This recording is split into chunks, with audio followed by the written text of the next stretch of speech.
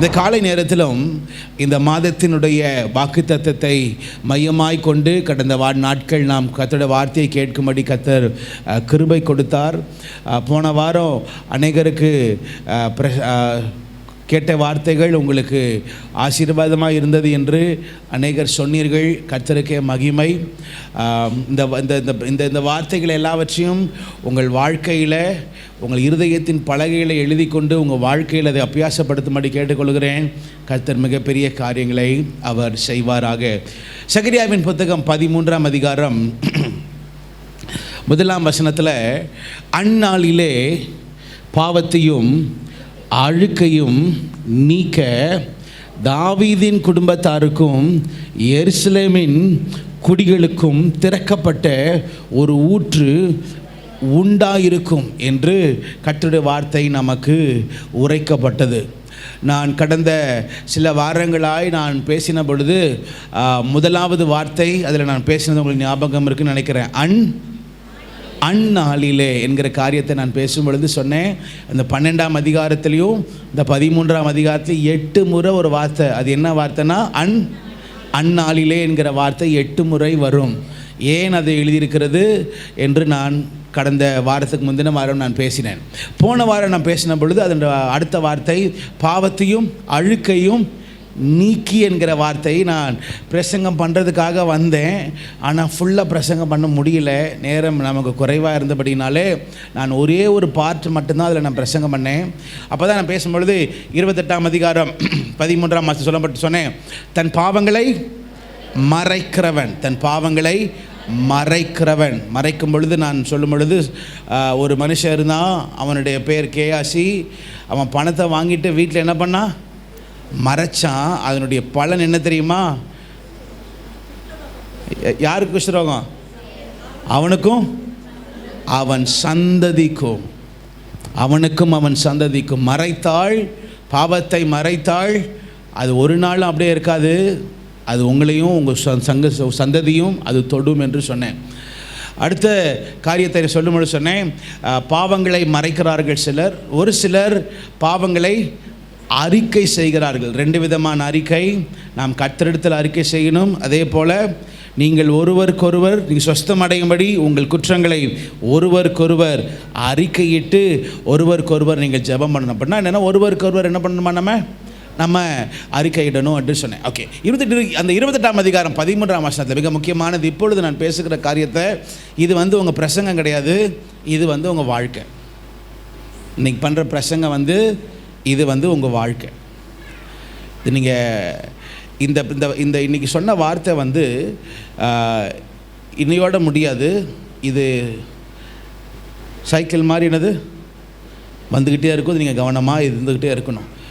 28ஆம் அதிகாரம் 13ஆம் வசனம், நீதிமொழிகளின் புத்தகம் 28ஆம் அதிகாரம் 13ஆம் வசனம், தன் பாவங்களை மறைக்கிறவன் அவன் வாழ்வடைய மாட்டான். பாவம் இல்லை, பாவங்கள்னு இருக்குது. அப்படின்னா நிறைய காரியங்கள் இருக்குது. ஓகே, பாவங்களை மறைக்கிறவன். அப்போ அன்றைய பிள்ளைகளாக இருக்கிற நாம் இதை எப்படி செய்கிற? சில வேளை நம்ம அதை மறைக்கிறோம். அடுத்த வார்த்தை போட்டிருக்கு, அவைகளை அறிக்கை செய்து. அதை கடந்த வாரம் நம்ம படித்தோம். ஆனால் இன்னைக்கு அதனுடைய அடுத்த வார்த்தை என்ன தெரியுமா? அவைகளை அறிக்கை செய்கிறது முக்கியம் இல்லை. அது என்னது? அதமா சொல்லுங்க பார்க்கலாம். ஓகே, என் கையில் ஒரு கர்ச்சீஃப் இருக்குது. இப்போ இது எடுத்துக்கலாம். இது என்னது? தேன் பாட்டில் இருக்குது. ஓகேவா? இந்த தேன்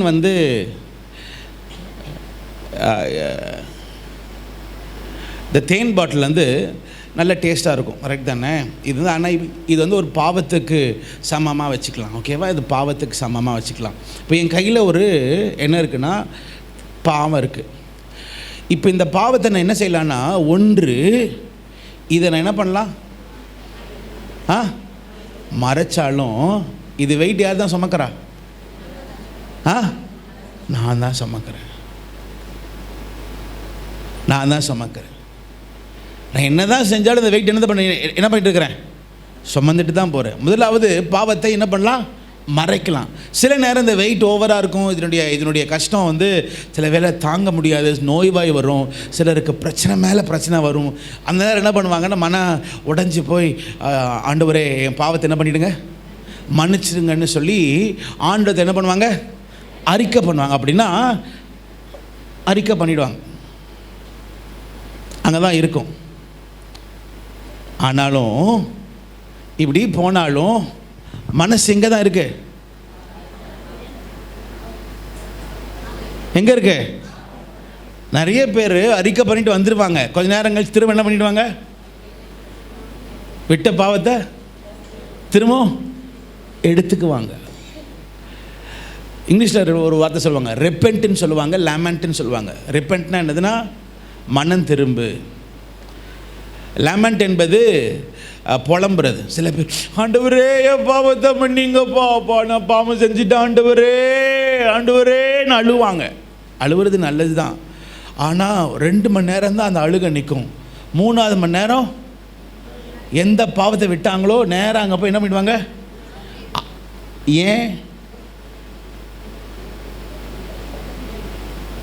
ஏன் அந்த வசனத்தை போட்டிருக்கு, தன் பாவங்களை மறைக்கிறவன் வாழ்வடைய மாட்டான். நீ அறிக்கை செஞ்சிடலாம், அது ஒரு பக்கம்தான். ஆனால் அதோடு சேர்ந்து இன்னொன்று இருக்குது. என்னது? சத்தமாக சொல்லுங்க. விட்டு விடுகிறவன் எவனோ. நீ சத்தமாக சொல்லுங்க பார்க்கலாம். விட்டு விடுகிறவன் சொல்லுங்க பார்க்கலாம். இன்னொரு முறை சொல்லுங்க பார்க்கலாம். விட்டு விடுகிறவன் எவனோ, விட்டு விடுகிறவன் எவனோ. அந்த பாவத்தை நாம விட்டுறணும். அதை திரும்ப என்ன பண்ணக்கூடாது, நம்ம பார்க்கக்கூடாது, தொடக்கூடாது, எடுக்கக்கூடாது, அங்கே இருக்கவே கூடாது. அதுதான் சொல்லுகிறார், தன் பாவங்களை மறைக்கிறவனல் வாழ்வடைய மாட்டான், அதை அறிக்கை செய்து விட்டு விடுகிறவன் எவனோ அவனுக்கு என்ன கிடையாது, அவனுக்கு தான் என்னது, இரக்கம் இருக்கிறது என்று வேதம் சொல்லுகிறது. ஆண்டுடைய பிள்ளைகளாக இருக்கிற நாம் சில வேளை நம்ம பாவத்தை நம்ம எப்படிலாம் திரும்ப ஏமாத்துறோம் தெரியுமா உங்களுக்கு? பாவங்களை நான் ரொம்ப ஆண்டுடைய பிள்ளைகளில் நமக்கு தெரியும், அது தவறுன்னு தெரியும், ஆனாலும் நம்ம ரொம்ப ஏமாற்றுவோம். பைபிளில் போட்டிருக்கு, 1 யோவான் புத்தகம் 1ஆம் அதிகாரம் 8ஆம் வசனம் இப்படியாய் சொல்லுகிறது, நம்ம பாவம் இல்லை என்று சொல்லுவோமானால் நம்மை நாமே வஞ்சிக்கிறவர்களாக இருப்போம். என்ன பண்ணுகிறோம்? வஞ்சிக்கிறவர்களாக இருப்போம். சில பேர் சொல்கிறாங்களா, இதெல்லாம் என்ன கிடையாது, பாவமே இல்லை, இது லைஃப் ஸ்டைல். இது என்ன ஸ்டைல்? இது லைஃப் ஸ்டைல். இது லைஃப் ஸ்டைல். அது லைஃப் ஸ்டைல், அது தப்பு கிடையாது, பாவமே இல்லை. இதெல்லாமாயா பாவம், ஏன் இதெல்லாமாயா பாவம் அப்படின்னு சொல்லுவாங்க. பைபிள் படி போட்டிருக்கு, பாவம் பாவம்தான். அது எவன் சொன்னாலும் சரி, எப்படி சொன்னாலும் சரி, உனக்கு மனசில் தெரியும் இது கர்த்தருக்கு பிரியமில்லை. இந்த நான் ஸ்கூலில் படிக்கும்போது ஒரு நாள் ஒரு ஒரு ஒரு ஒரு ஒரு டீம் வந்திருந்தாங்க. இப்போ ஸ்கூலில் இருக்கும்போது ஒரு பேண்ட் ஒன்று கொடுத்தாங்க, அது நல்ல ஞாபகம் இருக்குது. WWJD அப்படின்னு கொடுத்துருந்தாங்க. என்னது? WWJD அப்படின்னு ஒரு பேண்ட் ஒன்று கொடுத்துருந்தாங்க. நான் ஃபஸ்ட்டு என்ன நினச்சேன்னா, அந்த பேண்டு வந்து வேறு அவ்வளோதான் இருக்கும், WWJD அவ்வளோதான் இருக்கும். நான் ஃபஸ்ட்டு அது பேண்ட் வரும்போது என்னமோ அது வெப்சைட் போலக்கு, WWன்னு வருது, வெப்சைட் போலக்கு அப்படின்னு நினச்சேன். அப்போ தான் அந்த ஆள் சொன்னார், இந்த நீங்கள் தம்பிங்களா இதெல்லாம் போட்டுக்குங்க, அது ரசிக்கப்பட்ட பிள்ளைங்களுக்கு தான் கொடுத்தாங்க, கிறிஸ்தவ பிள்ளைங்களுக்கு தான் கொடுத்தாங்க, உங்களுக்கு இது போக யாருக்காவது வேணால் நீங்கள் வாங்கிக்கலாம் அப்படின்னு சொன்னாங்க. போட்டுக்கிட்டோம். போடும்பொழுது அவர் சொன்னார், ஒன்றை மட்டும் நீங்கள் மறந்துடாதீங்க, ஏன் தெரியுமா அந்த பேண்டு போடுறேன், WWJDன்னு அர்த்தம் என்னதுன்னா, வாட் வுட் ஜீசஸ் டூ. என்னது? வாட் வுட் ஜீசஸ், இயேசு கிறிஸ்து இப்போ உன் இடத்துல இருந்தார்னா என்ன செய்வார் அப்படின்னு என்ன பண்ணிக்கோ அது அவ்வளோதான். அது அந்த அந்த அதனுடைய அர்த்தம் என்னென்னா, வாட் வுட் ஜீசஸ் டூ? அதை கட்டும் போதெல்லாம் ஒரு பயம் இருக்கும். என்ன பயம்? ஏதோ ஒரு சீரியல் பார்க்குறீங்க, ஏதோ ஒரு காரியம் பார்க்குறீங்கனாலே கட்டிருப்பீங்க. இப்போ இயேசு கிறிஸ்து என் கூட உக்காந்தாருன்னா இதை பார்ப்பாரா? இப்போ நம்ம ஃப்ரெண்டை இப்போ ட்ரெஸ்ஸை போடுறீங்க, இந்த மாதிரி ட்ரெஸ்ஸை அவர் விரும்புவாரா? அந்த அந்த அந்த பேண்ட் அது எனக்கு ரொம்ப பிடிச்சிருந்துச்சு. அது அவங்களுக்கு தான் தெரியுமே, எவ்வளோ நாள் தான் போட்டுருக்கு, திடீர்னு அந்த பேண்ட் தொலைஞ்சு போயிடுச்சு. அது அப்படி மிஸ் ஆகிருச்சு அந்த பேண்ட். பட் சின்ன வயசுலேருந்தே ஒரு காரியம் சொல்லி கொடுத்துருக்க காரியம் என்னென்னா, உன் இடத்துல இயேசு என்ன செய்வார். பாவம் என்பது மிக முக்கியமானது. முதலாவது சில பேர் என்ன சொல்லுவாங்கன்னா, இதெல்லாம் பாவம் கிடையாது என்று தங்களை வஞ்சிக்கிறார்கள். சதமாக சொல்லுங்கள், தங்களை என்ன பண்ணுறாங்க? தங்களை வஞ்சிக்கிறார்கள். இதெல்லாம் பாவமே கிடையாதுன்னு சில பேர் வஞ்சிப்பாங்க. சில பேர் இருப்பாங்க, பைபிளில் போட்டிருக்கு, பாவம் செஞ்சிருவாங்க, ஆனால் பழி யார் மேலே திரும்ப போடுவாங்க? யாருக்கு? நான் செய்யலை. யார் செஞ்சா? ஆதாமே எங்கே இருக்கிற? ஆண்டவரே நான் செய்யலை, நீர் கொடுத்த ஸ்திரீ. யாருக்குது? நீர் கொடுத்த அந்த அம்மா செஞ்சாங்க. ஆண்டவரே நான் செய்யலை. சொல்கிறோம் பிள்ளைங்கக்கிட்ட, பண்ணி நான் பண்ணல மம்மி, அவன் தான் பண்ணுறான் சொல்லுவாங்கள்ல. அது நம்மளுடைய இயல்பு. என்ன இயல்புனா, நம்ம செய்கிற செஞ்சுனாலும் என்ன பண்ண மாட்டோம், நம்ம என்ன பண்ணிடுவோம். ஆனால் ஒன்றை மறந்துடாதீங்க, பாவம் செஞ்சது யார்? ஏவாள். ஆனால் கணக்கு கொடுத்தது யார்? யார்? ஆதாம். ஆண்டவர் பேசுனது யார்கிட்ட தான் பேசினார்?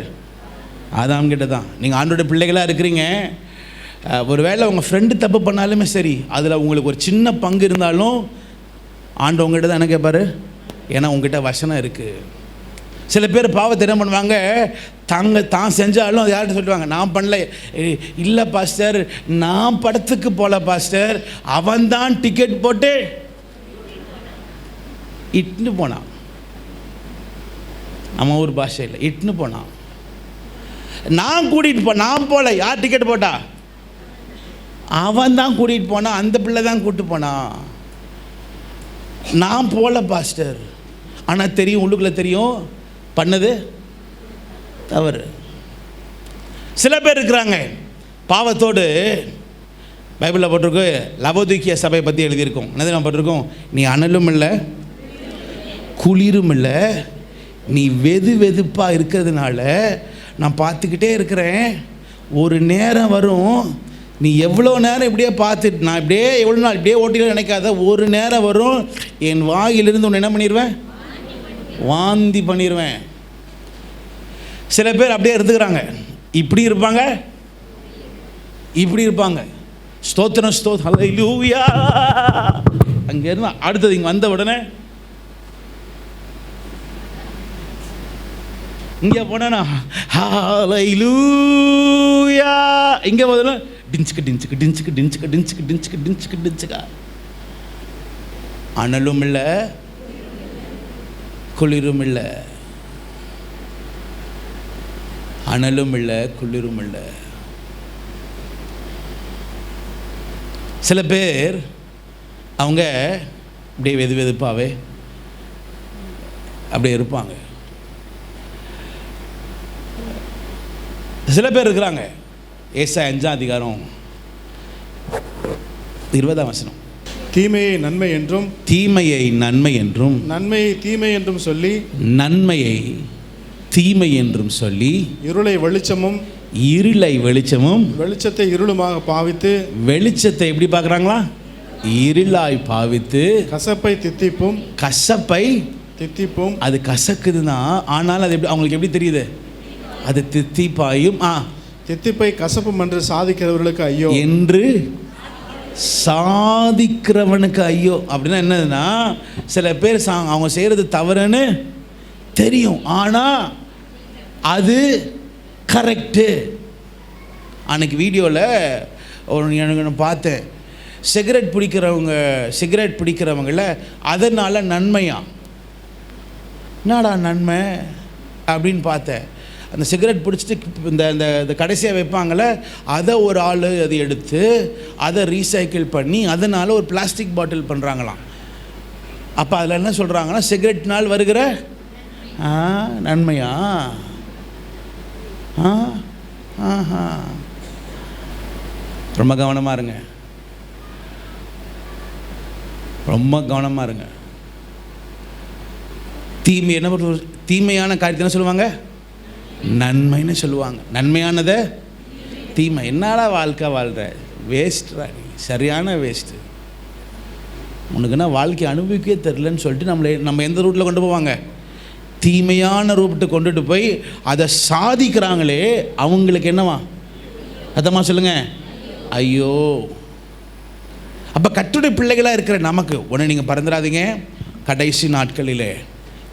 கடைசி நாட்கள் நம்ம இருக்கிற நாட்கள். சரி, நேரம் இல்லை, நான் ஒரு 2 காரியத்தை சொல்லிட்டு விரும்புகிறேன்.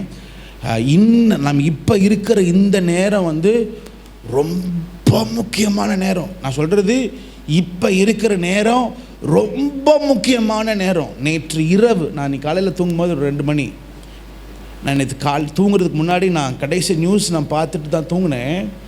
அப்போ வந்த நியூஸ் என்னென்னா, உலகமே ஆண்டோடைய வருகை நம்ம கணிக்கணும்னா எந்த பட்டணத்தை சுற்றி இருக்குமா? எருசலேமையும் இஸ்ரவேலை சுற்றி தான் என்னது இருக்கும். இஸ்ரவேலையும் எருசலேம்லையும் ஒரு யுத்தம் மாதிரி இருக்குதுனாலே புரிஞ்சுக்கோ, அவருடைய வருகை சமீபமாக இருக்குதுன்னு அர்த்தம். ஏன்னா இந்த யுத்தம் வரும் பொழுது தான் பைபிளில் போட்டிருக்கு, அந்தி கிறிஸ்து எப்படி வருவான்னா சமாதான தூதனாக தான் என்ன பண்ணுவான்? வருவான். அப்போ யுத்தம் இருந்தால் தான் என்ன வரும்? சமாதானம். இப்போ நான் சொல்கிறது இப்போ நடந்துக்கிட்டு இருக்கிறது. இப்போ இஸ்ரேலுக்கும் ஈரானுக்கும் இப்போ நடக்கிறதுக்கு எல்லாமே நிற்குது. இப்போ நான் பேசிகிட்டு இருக்கிற நேரத்தில் ஒரு பெரிய 3ஆம் உலக யுத்தம் நடப்பதற்கு எல்லா காரியமும் அப்படியே நிற்குது. அமெரிக்கா ஒரு பக்கம் எஸ்ன்னு சொல்லுது, நோன்னு சொல்லுது, அப்படி மாட்டிக்கிட்டு நிற்குது. இந்த பக்கம் ரஷ்யா, இந்த பக்கம் சைனா, இப்படி எல்லா பக்கமும் அப்படி நிற்குது. எந்த நேரமானாலும் நீங்கள் கவனமாக இருக்கணும்.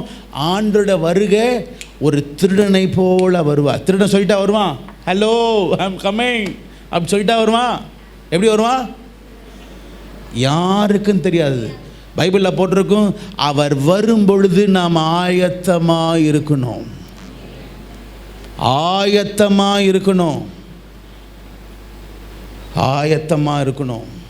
ஒருவேளை ஆண்டவர் இப்போ வராருன்னா என்னது? இப்போல்லாம் ஒரு ஜெபம் அவன் மனசில் இருந்துக்கிட்டே இருக்கணும். ஆண்டவரே உன்னை வருகைக்கு என்ன பாத்திரனாய் வைங்கப்பா. காலையில் மத்தியானம் ராத்திரிலாம் அந்த வார்த்தை இருந்துக்கிட்டே இருக்கு. என்ன வார்த்தை? ஆண்டவரே உன்னை வருகைக்கு என்ன பாத்திரனா வைங்க ஆண்டவரே. ஒருவேளை நான் இப்போ தூங்க போகிறேன், உங்களுடைய வருகை வந்துச்சுன்னா என்னை என்ன பண்ணுங்க ஆண்டவரே, என்னுடைய குறைகள் குற்றங்களை என்ன பண்ணிவிடுங்க, மன்னிச்சிருங்க ஆண்டவரேன்னு சொல்லி உங்களை தகுதிப்படுத்தி கொள்ளுங்க. ஏன்னா கடைசி நாட்களில் ஒன்று இருக்கிறது. என்னது? வெளிப்படுத்தின புத்தகம் 22ஆம் அதிகாரம், வெளிப்படுத்தின புத்தகம் 22ஆம் அதிகாரம் 10ஆம் வசனத்தையும் 11ஆம் வசனத்தையும் படிக்கும்படி கேட்டுக்கொள்கிறேன். 10 பின்னும் அவர் என்னை நோக்கி, இந்த புஸ்தகத்தில் உள்ள தீர்க்க தரிசன வசனங்களை முத்திரை போட வேண்டாம். இதை நீ முத்திரை போட்டுறாத. முத்திரை போடுற காரியங்கள்லாம் இருக்கான, இப்போ இதை முத்திரை போடாத. காலம் சமீபமாக இருக்குது. எதற்கு காலம் சமீபமாக இருக்கிறது? 11ஆவது வசனம். அநியாயம் செய்கிறவன் இன்னும் அநியாயம் செய்யட்டும். அசுத்தமாக இருக்கிறவன் இன்னும் அசுத்தமாக இருக்கட்டும். நீதியுள்ளவன் இன்னும் நீதி செய்யட்டும். பரிசுத்தம் உள்ளவன் இன்னும் பரிசுத்தமாகட்டும். அந்த வார்த்தையில் பார்த்தீங்கன்னா ஒரு வார்த்தை இன்னும் இருக்குது. என்னன்னு பார்த்தீங்கன்னா இன்னும் 4 முறை. இன்னும் ஆண்டவங்கிட்ட எதிர்பார்க்கிறது, நீ இன்னும் பரிசுத்தமாக இருப்பியா? நீ இன்னும் பரிசுத்தமாக இருப்பியா? இன்னும் நீ கர்த்தருக்காக தியாகம் பண்ணுவியா? அதனால தான் அந்த பாவத்தை பார்க்கும் பொழுது ரொம்ப கவனமாக இருக்கணும். பாவம் செய்கிறவன் இன்னும் பாவம், அநியாயம் செய்கிறவன் இன்னும் அநியாயம். அதான் பாருங்க, அசுத்தமாக இருக்கிறவன் அவன் இன்னும் என்ன பண்ணுவானா? அசுத்தமாக இன்னும் அதிகமாக தான் செஞ்சுட்டு இருக்கிறான் பாவன். நீ அவனை பார்க்காத. நீ அந்த கூட்டம் கிடையாது. நீ பரிசுத்தமாக இருக்கிற கூட்டம். ஒரு கை வைத்து ஆமேன் சொல்லுங்க பார்க்கலாம். அதமா சொல்லுங்க பார்க்கலாம். ஆமேன். அப்போ கர்த்தருடைய பிள்ளைகளாக இருக்கிற நமக்கு ஆண்டவர் சொல்கிற ஒரே ஒரு காரியம், எப்பெல்லாம் நம்முடைய வாழ்க்கையில் ஏதோ தனிப்பட்ட விதத்திலேயோ ஒரு பாவத்தின் காரியங்கள் நம்மை சூழ்ந்து இருக்கும் என்றால், பைபிளில் போட்டிருக்கு, நீ பாவத்தை அறிக்கை செய்து அதோடு சேர்ந்து என்ன பண்ணணும்? அதமா சொல்லுங்க. விட்டு விடுறதுன்னா என்ன?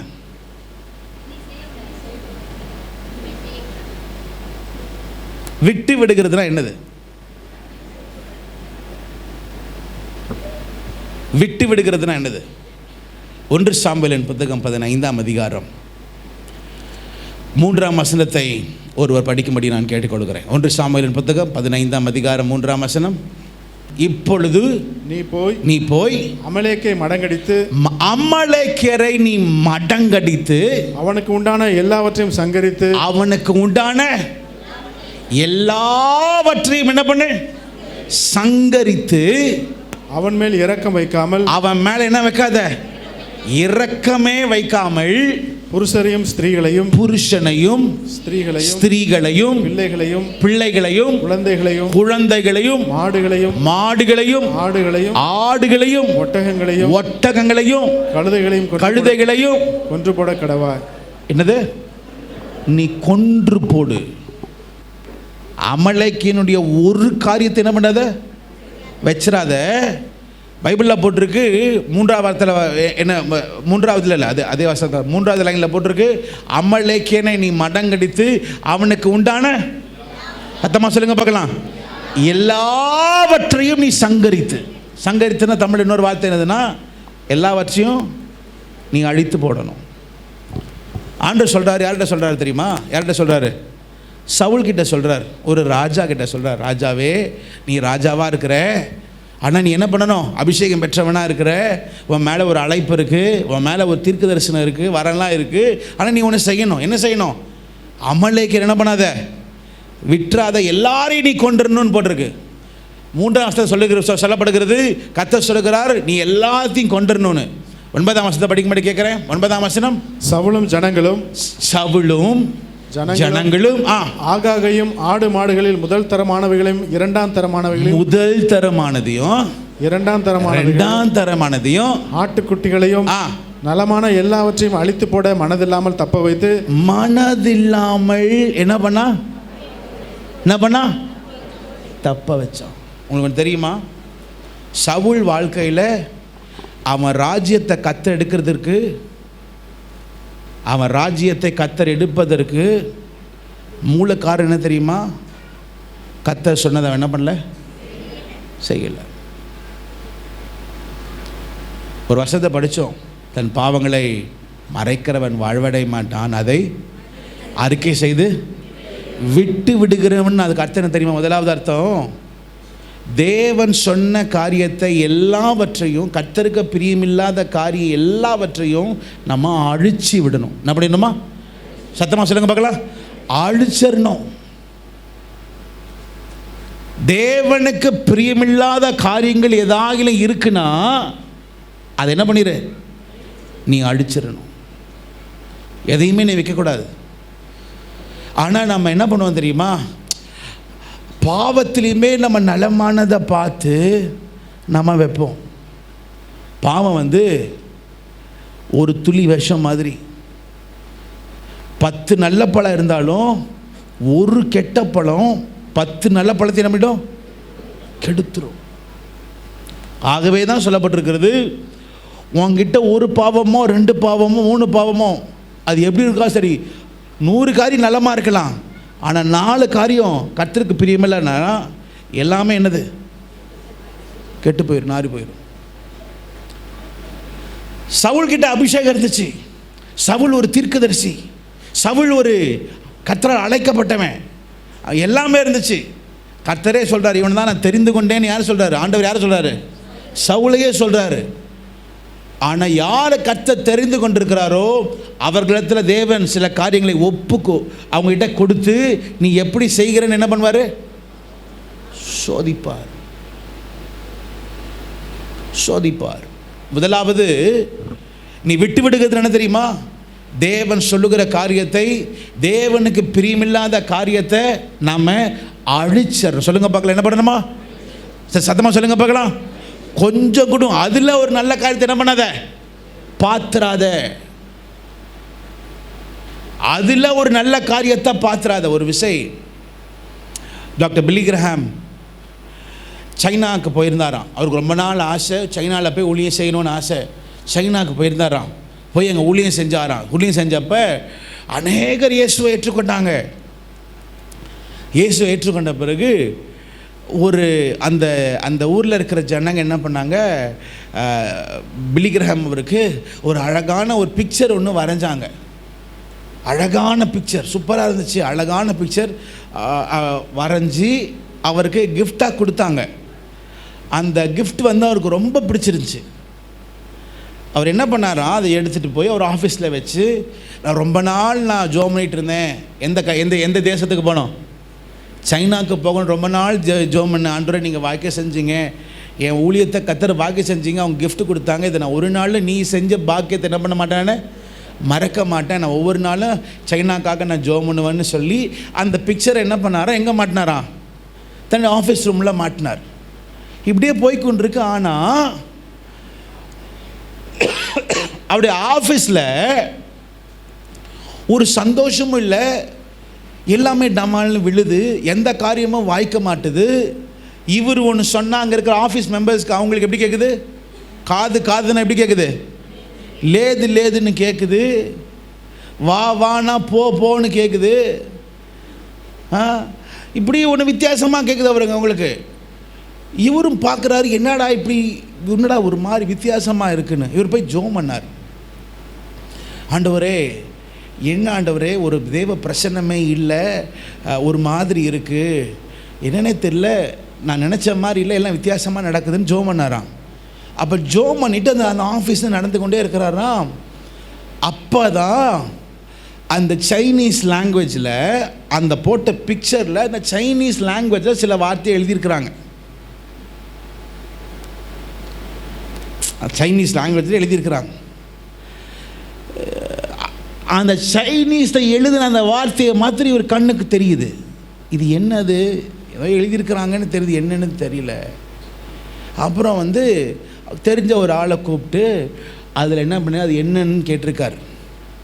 அதில் என்ன எழுதியிருக்கு அப்படின்னு கேட்ட உடனே அங்கே எழுதியிருக்கான், அதில் கடவுள் ஒருவர் இல்லை,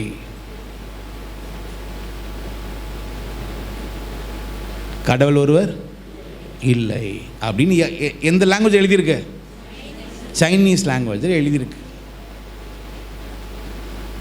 பார்க்குறதுக்கு அந்த பிக்சர் எப்படி இருக்கு? நல்லா இருக்கு. ஆண்டவர் சொன்னார், இதை எடுத்து முதல்ல என்ன பண்ணு, இல்லை ஆண்டவர் ரொம்ப அழகுன்னு பாத்துறாத. இப்படி தான் ஒருத்தவன் பார்த்தான். யாரு? சவுல். இது ரொம்ப நல்லா இருக்குன்னு விட்டான். வச்சதுனால தான் என்ன ஆச்சு, அவன் ராஜ்யமே போயிடுச்சு. அதை முதல்ல எடுத்துகிட்டு வந்து என்ன பண்ணார், தூக்கி போட்டு உடச்சி அடிச்சிட்டார். ஆணுடைய பிள்ளைகளாக இருக்கிற நமக்கு சொல்கிறேன், சில காரியம் நமக்கு நல்லா இருக்கும், ஆனால் அது பாவத்திற்கு கொண்டு போகுதுன்னா பைபிளில் போட்டிருக்கு, அதை முதல்ல நீ அடித்து, சத்தமாக சொல்லுங்க பார்க்கலாம், சத்தமாக சொல்லுங்க பார்க்கலாம், அதை நீ அடித்து போட்டுடணும். இரண்டாவது நியாயாதிபதிகளின் புத்தகம் 6ஆம் அதிகாரம் 26ஆம் வசனத்தும் 28ஆவது வசனம் வரைக்கும் படிக்கும்படி கேட்டுக் கொடுக்குறேன். அப்பொழுது கிதியோன் தன் வேலையாட்களில் 10 பேரை சேர்த்து 10 பேரை கூட்டிட்டு போய் கர்த்தர் தனக்கு சொன்னபடியே செய்தான். தேவன் சொன்னபடியே அவன் செய்தான். அவன் தன் தகப்பன் குடும்பத்தாருக்கும் அந்த ஒரு மனுஷருக்கும் பயப்பட்டபடியினாலே அதை பகலிலே செய்யாமல் இரவிலே செய்தான். இரவில போய் செய்தான். அந்த ஒரு மனுஷர் காலமே எழுந்திருந்த போது இதோ பாகாலின் பலிபீடம் தகர்க்கப்பட்டதும், பாகாலின் பலிபீடம் என்ன பண்ணுது, தகர்க்கப்பட்டதும். சத்தமா சொல்லுங்க பார்க்கலாம், தகர்க்கப்பட்டது. சொல்லுங்க பார்க்கலாம், உடைக்கப்பட்டது. ரெண்டாவது, விட்டு விடுங்கள்னு அர்த்தம் என்ன தெரியுமா? தேவன் சில காரியங்களை உடைக்க சொன்னா என்ன பண்ணு, நீ உடைச்சு போடு. பலிபீடங்கள், சத்தமா சொல்லுங்க பார்க்கலாம், பலிபீடங்கள். அவன் தகப்பனார் வச்ச பலிபீடம் ஒன்று இருக்கு, அது பாகாலின் பலிபீடம். புரிஞ்சுக்கங்க, யாரோட பலிபீடம்? பாகால்ல பிசாசுக்கு வைத்த பலிபீடம். இவன் பைபிள் என்ன போட்டிருக்குன்னா அந்த பலிபீடத்தை அவன் அப்படியே விட்டுட்டு புதுசாக அவன் கட்டினான் பைபிளில் போட்டிருக்கான். ஆனால் அவன் கட்டின பிறகு என்ன செஞ்சான்னா பழசு என்ன பண்ணா அதை அப்படியே விட்டானா, என்ன பண்ணா, உடச்சி போட்டான். நான் கொஞ்சம் உள்ளுக்குள்ளே வர்றேன், தப்பாக எடுத்துக்காதீங்க. சில பேர் கல்யாணம்லாம் பண்ணிட்டீங்க, கல்யாணம் பண்ணி நீங்கள் ஒரு புது பலிபீடத்தில் இருக்கிறீங்க. ஆனாலும் முன்னாடி உங்களுக்கு கல்யாணத்துக்கு முன்னாடி இருந்த சில உறவுகள், சில பலிபீடங்கள் இன்னும் தகர்க்கப்படாமல் அது என்னது அப்படியே இருக்கிற வரைக்கும் உனக்கும் குடும்பத்துக்கும் ஆபத்து. யாராக இருந்தாலும்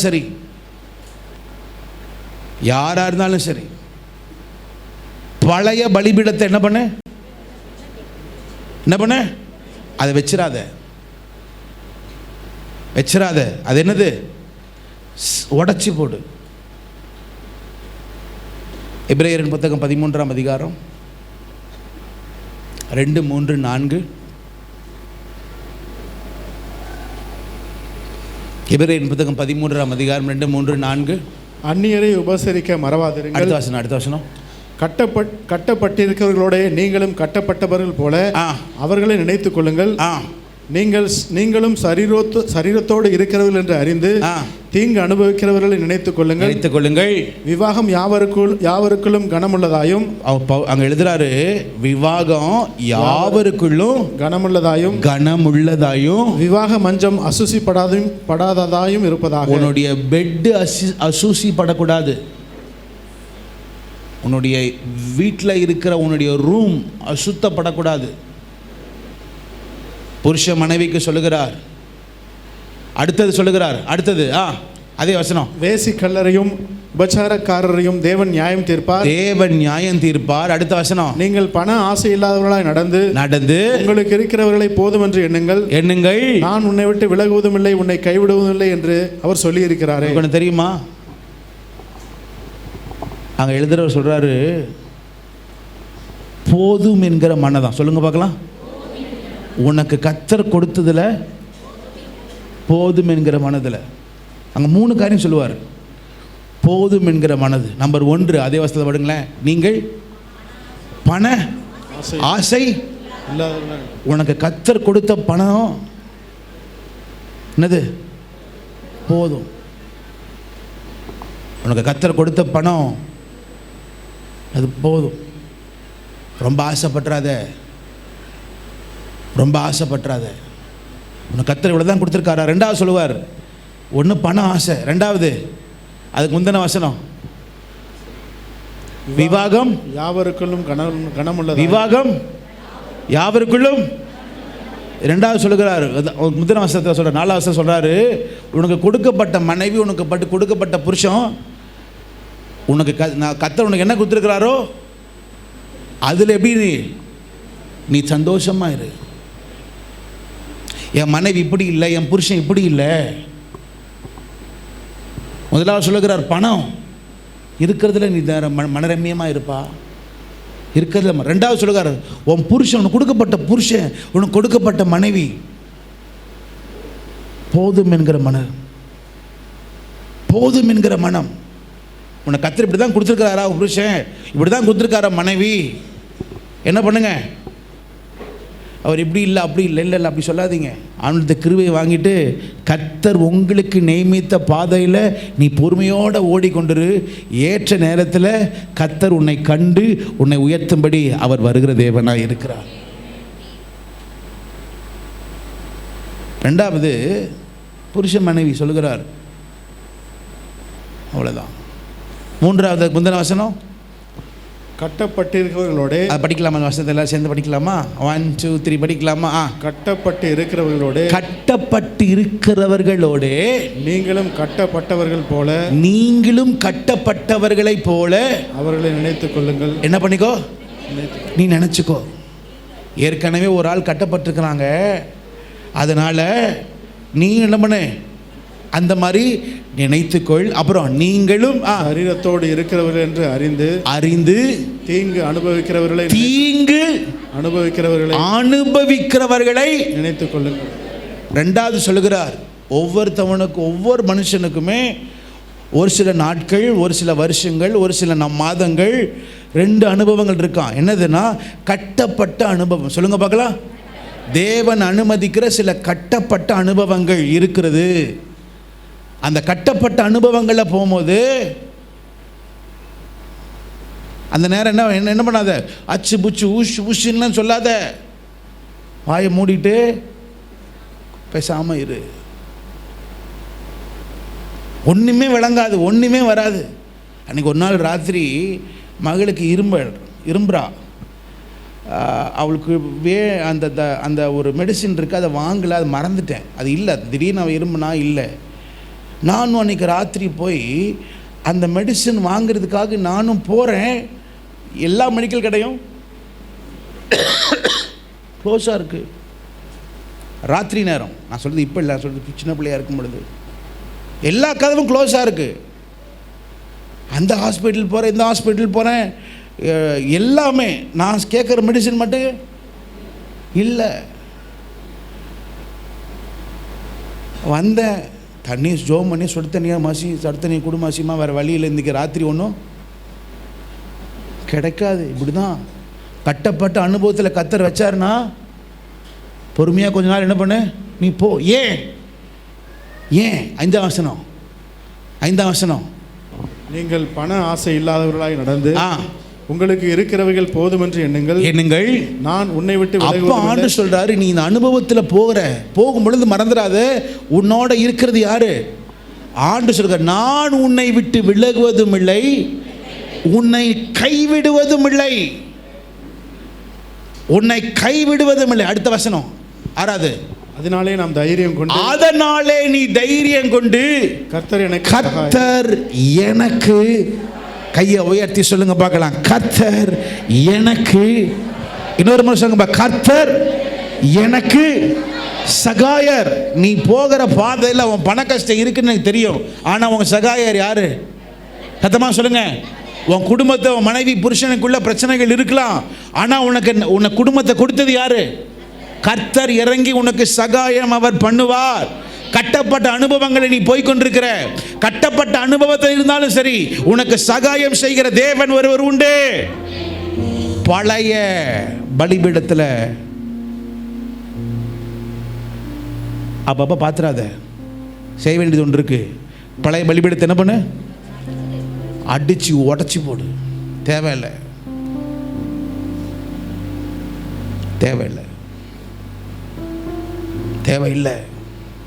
அடைச்சி போட்டுரு. தீர்வு கோர்ட் இல்லை, தீர்வு டாக்டர் இல்லை, கர்த்தர் எனக்கு. சத்தமா கையை உயர்த்தி சொல்லுங்க பார்க்கலாம், கர்த்தர் எனக்கு சகாயர். எனக்கு சகாயர். கர்த்தர் எனக்கு சகாயர். மனைவி மாதிரி வேற ஒரு லேடியோட, புருஷன் மாதிரி வேற ஒரு புருஷனோட போயிடாதீங்க. தீர்க்கமாய் கர்த்தர் சொல்லுகிறார், அந்நிய பலிபீடத்தை தகர்த்து போடு. அத்தமா சொல்லுங்க, அந்நிய பலிபீடத்தை நீ தகர்த்து போடு. மூன்றாவது ஆதியாகமத்தின் புத்தகம் 39ஆம் அதிகாரம் 12ஆம் வசனத்தை படிக்கும்படி கேட்டுக்கொள்கிறேன்.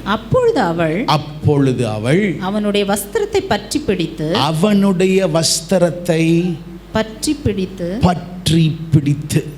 என்னோட நீ சயனி என்றாள். அவனோ படிங்க பார்க்கலாம், தன் வஸ்திரத்தை அவள் கையிலே விட்டு வெளியே ஓடி போனான். மூன்றாவது, உன் பாவத்தை விட்டு நீ விலகணும்னா நீ அங்கே இருக்கக்கூடாது. வெளியே நடந்து போன்னு சொல்லலை, என்ன பண்ண, ஓடிப்போ. எத்தனை பேர் வேலையில் இருக்கிறீங்க, வேலை செய்கிறவங்க, ஒரு கம்பெனியில் வேலை செய்கிறீங்க? கை உயர்த்துங்க பார்க்கலாம். குட். இன்னைக்கு சொல்கிறது நல்லா எழுதி வச்சுக்கோங்க. இந்த 39 அதிகாரத்தில் இங்கே பாருங்களேன், 7ஆம் வசனத்தை படிங்களேன். 7 சில நாள் சென்ற பின் அவனுடைய எஜமானுடைய மனைவி யோசேப்பின் மேல் கண் போட்டு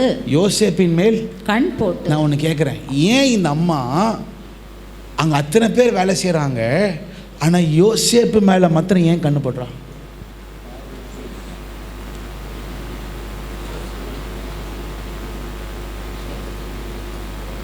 அத்தனை பேர் உங்கள் கம்பெனியில் யோசிங்களேன், உங்களோட வேலை செய்கிறவங்க யோசிங்களேன், அத்தனை பேர் இருப்பாங்க.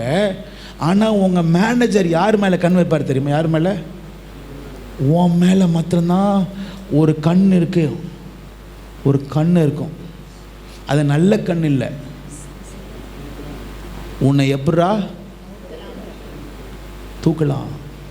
உங்களுக்கு தெரியுமில்ல, இந்த அதிகாரத்தில் பாருங்களேன், ஒரு 5 வார்த்தை பார்ப்பீங்க. எஜமான், எஜமானின் மனைவி, எஜமானின் வீடு, அப்புறம் எஜமானினுடைய ஆஸ்திகள், அப்புறம் எஜமான் கொடுக்குற பொறுப்புகள் எல்லாமே பார்த்தீங்கன்னா வேலை ஸ்தலத்தை சுற்றி இருக்கும்.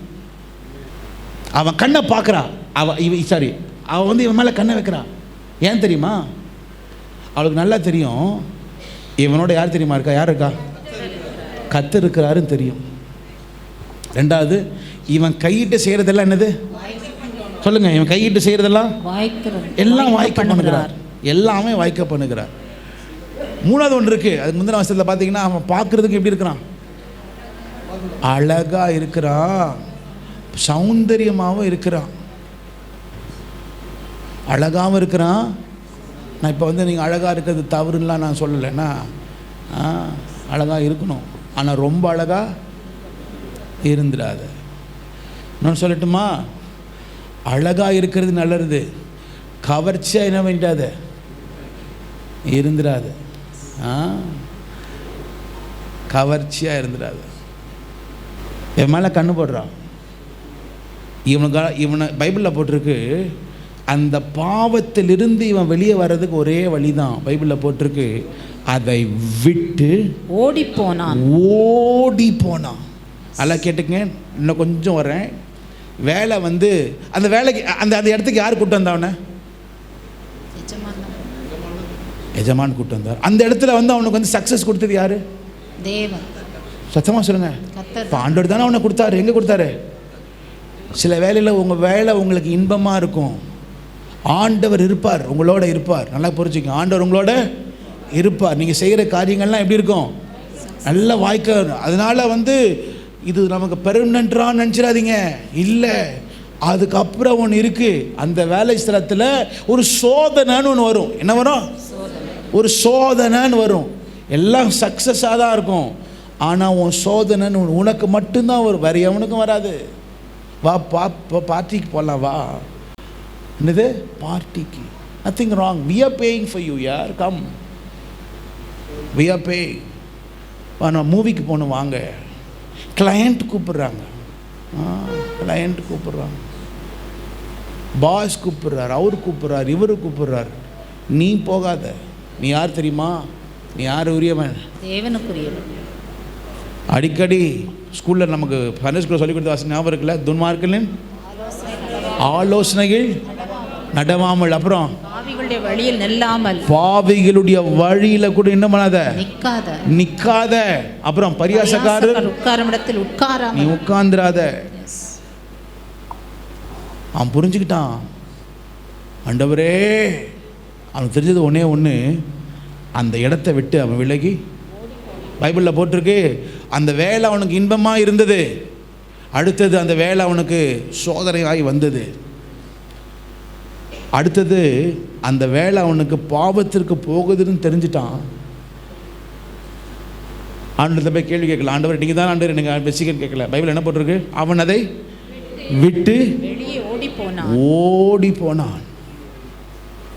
சில வேலையில் கர்த்தர் தான் கொடுத்துருப்பாரு, சில வேலையில் கர்த்தர் ஆசீர்வச்சிருப்பாரு, ஆனால் பாவத்திற்கு அது போகுதுன்னா அங்கே போய் தர்க்கம் பண்ணாது. ஆண்டவர் நீங்கள் தானே ஆண்டவர் இந்த இந்த இந்த இந்த பாஸை நீங்கள் தானே கொடுத்தீங்க, அவங்க தானே கூப்பிட்றாங்க, என்ன தப்பு இருக்குது அப்படின்னு என்ன பண்ணிடாத. இப்போ அப்படி இல்லை, இப்போ காலேஜ்லேயே நடக்குது நிறைய காரியங்கள்லாம். கவனமாறு, கவனமாறு. மூன்றாவது, பாவத்தை விட்டு விலகுதுன்னு அர்த்தம் என்ன தெரியுமா? நீ அங்கே இருக்கக்கூடாது. என்ன பண்ணிடு? ஓடி போயிரு. உன் கண் பார்வையிலே இருக்கக்கூடாது. உன் கண் பார்வையிலே இருக்கக்கூடாது. நான்காவது அப்போஸ்தலர் புத்தகம் 19ஆம் அதிகாரம் 19ஆம் வசனம். மாய வித்தைக்காரராய் இருந்தவர்கள் அநேகர் தங்கள் புஸ்தகங்களை கொண்டு வந்து எல்லாருக்கும் முன்பாக சுட்டெரித்தார்கள். நான்காவது, நீ சுட்டெரிக்க வேண்டிய சில காரியம் உண்டு. இன்னைக்கு வீட்டுக்கு போயிட்டு உங்களுக்கு யாருக்கும் தெரியாது. புருஷன் மனைவிட்ட கேட்காதீங்க, மனைவி புருஷன்கிட்ட கேட்காதீங்க, பிள்ளைங்கிட்ட பெற்றோர் கேட்காதீங்க, பெற்றோர் பிள்ளைங்கிட்டையும் கேட்காதீங்க. சில காரியம் உன் வாழ்க்கையில் சுட்டரிக்க வேண்டிய சில காரியங்கள் இருக்கு. சில காரியங்கள் சுட்டரிக்க வேண்டியது இருக்கு. burn it and throw it. அடையாளமே இருக்கக்கூடாது. நான் கொஞ்சம் பேசிடுவேன், நேரம் இல்லை. எபேசின் ஊருக்கு போறாரு. 2 வருஷம் இருக்கிறார் பவுல். 2 வருஷம் இருக்கிறார். இந்த எபேசு சபை பற்றி ஆக்சுவலாக ஒரு நல்ல பிரசங்கம், அந்த நல்ல பிரசங்கம் அது இன்னொரு நாள் நான் பேசுகிறேன். எபேசு சபைக்கு வராரு, கை தொட்டார், அற்புதம் நடக்குது, எல்லாம் நடக்குது, அதிசயம்லாம் நடக்குது, விசுவாசம்லாம் ஓடுது. ஓகே, அப்போ அநேகர் இயேசுவை ஏற்றுக்கொண்டாங்க. இயேசுவை ஏற்றுக்கொண்ட பிறகு நல்லா கேட்டுங்க, அவங்க எழுதப்பட்டது சொல்லுங்க பார்க்கலாம். சில காரியங்கள் எழுதப்பட்ட சில மந்திரங்கள், சில தந்திரங்கள், எழுதப்பட்ட சில காரியங்கள். நீங்கள் பிறக்கிறதுக்கு முன்பதாகவே சில சாபங்கள், சில காரியங்கள் முன்பதாகவே சில காரியங்கள் இருக்கு. நல்லா கேட்டுக்கங்க, இது அத்தனையுமே பைபிளில் போட்டிருக்கு. அது எரிக்கப்பட வேண்டும். சத்தமாக சொல்லுங்க பார்க்கலாம். என்ன பண்ணணும்? அது சுட்டெரிக்கப்பட வேண்டும். ஒரே ஒரு வசனத்தை பற்றி படிச்சிடலாமா? ஏசாயா 33ஆம் அதிகாரம் 12ஆம் வசனம்.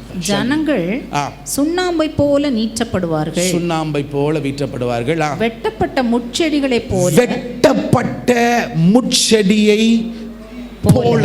33:12 வெட்டப்பட்ட முட்செடியை போல தீயில் எரிக்கப்படுவார்கள். அப்ப தீயில எதை போடணுமா? முட்செடிகளை. சத்தமா சொல்லுங்க. முட்செடி. உன் வாழ்க்கையில் இருக்கிற சாபங்கள் என்கிற முட்செடி, அது அப்படியே வெட்டுறாத. அது நீ என்ன பண்ணணும்? எரிச்சு போடு, எரிச்சு போடு. 4வது சொல்லுகிறார், தலைமுறை அத பைபிள்ல போட்டு எழுதப்பட்டவைகள்,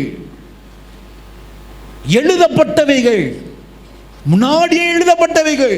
நீ பிறக்கிறதுக்கு முன்பதாகவே யாரோ ஒரு ஆள் செஞ்சு தவறுனால உன் தலையை எழுதப்பட்டிருக்கிறது, பைபிள்ல போட்டிருக்கு. அது எல்லாமே உடைக்கப்படணும்னா நீ போய் தேவ சமூகத்தில் நின்று அந்த காரியங்களை கர்த்தர் சமூகத்தில் சுட்டெரிப்பதற்காக நீ விடணும்.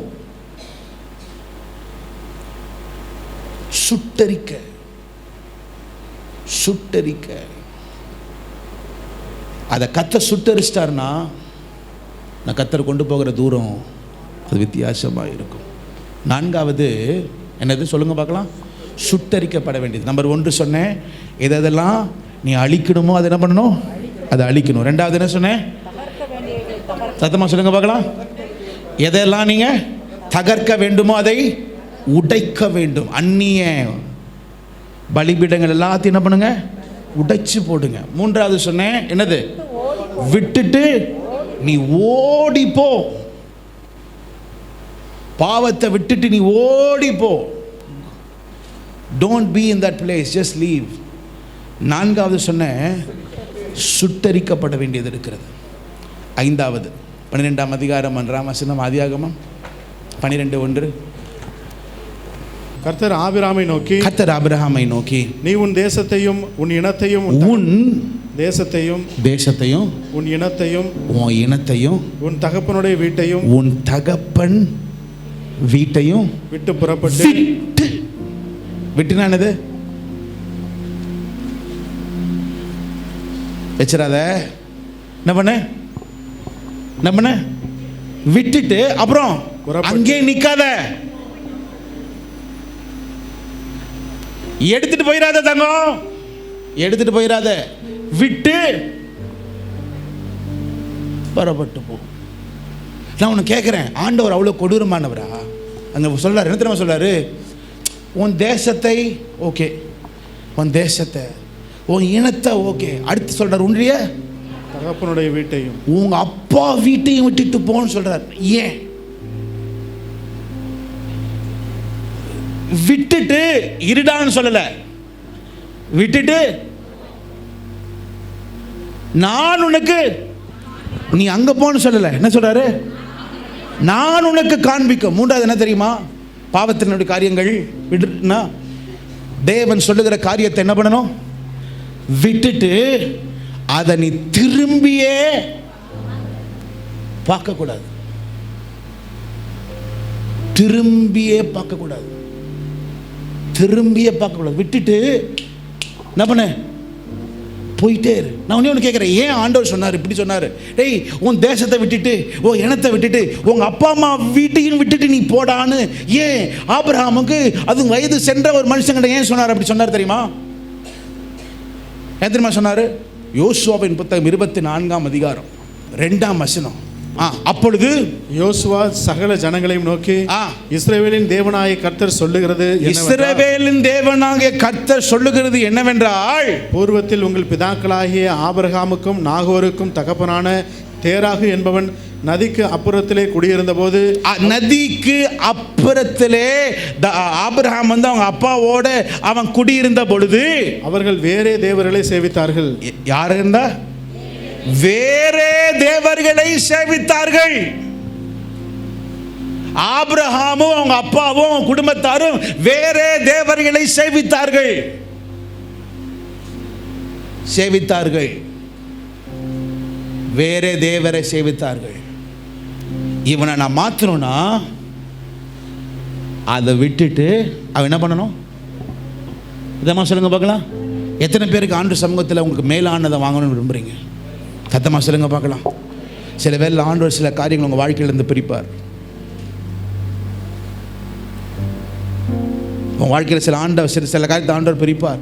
ஒரு நாள் ஆண்டவர் சத்தம் வருகிறது. ஒரு நாள் லோத் வீட்டில் இருக்கிறாப்புல கர்த்தருடைய வார்த்தை வருகிறது. சொல்றாரு, ஒரு தேவதூதன் சொல்றாரு, விட்டுட்டு என்ன பண்ண? உடனே கிளம்பு. விட்டுட்டு அப்படியே கிளம்பு. உனக்கு உண்டானது எல்லாத்தையும் விட்டுட்டு நீ மாட்டுன்னு கிளம்பு. வந்தான், லோத்து வந்தான். அவனுக்கு பின்னாடி இருந்த 2 பிள்ளைகளும், ஆனா பின்னாடி இருந்த மனைவி வர்றா. ஆனா மனசு எங்க இருக்கு? பின்னாடி இருக்கு. விட்டுட்டு வந்தாலும் எங்க இருக்கு மனசு? ஒரே ஒரு செகண்ட் தான், இப்படி எட்டி பார்த்தா, அவ்வளவுதான், முடிந்தது.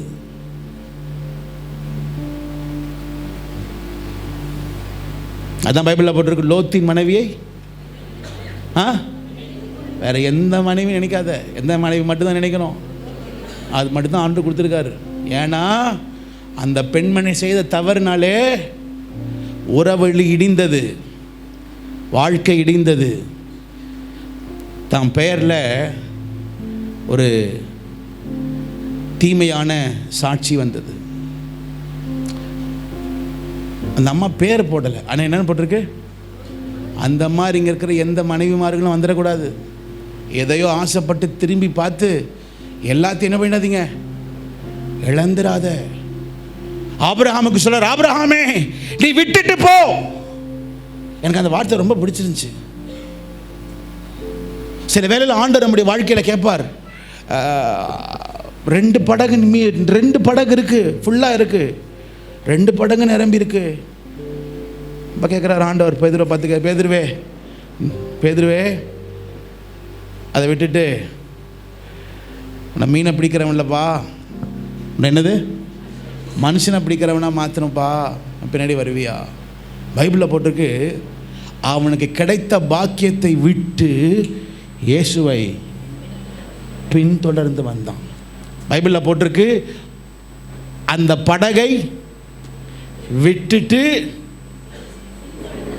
யாரை பின்தொடர்ந்து வந்தான்? ஏன் தெரியுமா? இன்னைக்கும் சொல்கிறேன், சில உறவுகளை கர்த்தர் பிரிப்பார். ஏன் பிரிக்கிறார்னா, உன்னை கர்த்தர் மேன்மையுள்ளவனாய் கர்த்தர் வைப்பதற்கு கர்த்தர் பிரிப்பார். சில கேள்விகள் இருக்கலாம் அவங்க வாழ்க்கையில். ஏன் ஆண்டவர் இப்படி செஞ்சார்? கர்த்தர் ஒரு காரியத்தை பிரிக்கிறார்னா சத்தமாக சொல்லுங்க, ஃப்ரெஷ்ஷானதை தருவாரா? இதை விட மேலானதை கர்த்தர் தருவார். விட்டுட்டு போ. அவன் 2 படகை விட்டுட்டு வந்தான், பைபிளில் தெரியுமா? அது வரைக்கும் அவன் மீனை வந்தான். ஆனால் கர்த்தர் விட்டு வந்ததுனால தான் பைபிளில் போட்டிருக்கு, அவனை கர்த்தர் அப்போஸ்தலனாக எடுத்து பயன்படுத்துகிறார், ஒரு தீர்க்கதரிசியாக எடுத்து பயன்படுத்துகிறார். உங்கள் வாழ்க்கையில் சில உறவுகளை கர்த்தர் பிரிப்பார். பிரித்தாருனால அது கஷ்டமாக தான் இருக்கும். யோசிச்சு பார்த்தேன், ஆபிரகாம் கிட்ட சொல்கிறாரு, நீ விட்டுட்டு வாடான்னு சொல்கிறாரு. உங்கள் அப்பாவை விட்டுட்டு வா, உன் சொந்தத்தை விட்டுட்டு வா. விட்டுட்டு வர்றான், இப்படியே வர்றான். ஆண்டவரே, இது வரைக்கும் நான் பார்க்காத இடத்துக்கு போய் கொண்டிருக்கிறேன், இது வரைக்கும் யாருக்கும் தெரியாத இடத்துக்கு நான் போய் கொண்டிருக்கிறேன். நீ எந்த இடமுன்னு நீங்க சொல்லவும் இல்லை, ஆனாலும் போய்கொண்டே இருக்கிறேன். இந்த பிரயாணம் எவ்வளவு தூரம் ஆண்டவரே? இந்த பிரயாணம் எங்க போகும்போதுன்னு தெரியல ஆண்டவரே. என் மனைவி கேட்கிறா, எங்க போய் சேருவோன்னு கேட்கிறா. அதுக்கு என்ன இல்லை? சில நேரம் உண்மையில் ஆண்கள் வந்து எனக்கு தெரியும் நம்ம போகிற பாதை எங்கன்னு. ஆனால் நம்ம போய் கொண்டு தான் இருக்கிறோம், போய்கொண்டு தான் இருக்கும். எங்கே போகிறேன்னு தெரியாது, ஆனால் ஒன்று மட்டும் தெரியும், கர்த்தர் அழைச்ச அழைப்புல நம்ம போய்கொண்டே இருக்கிறோம். பைபிளில் தெரியுமா, அவன் போனதுனால பிடித்த வார்த்தை என்ன தெரியுமா? விட்டு